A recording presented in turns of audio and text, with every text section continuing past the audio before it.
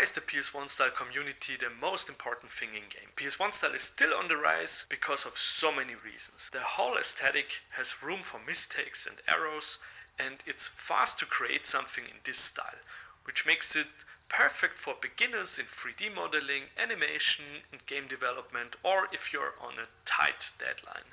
There's a certain beauty in its nostalgia, simplicity, and story-drivenness. It's basically the total opposite of the current AAA gaming industry, which is dominated by money-milking, empty, open-world, $70 plus 100GB loot box online services, free-to-pay trash. I love how famous creators and their audiences are enjoying the PS1 style bite-sized, imperfect masterpieces, and how you can have a few entertaining hours for under 10 or $5. Rebel and celebrate. Buy those PS1 style games and watch those creators.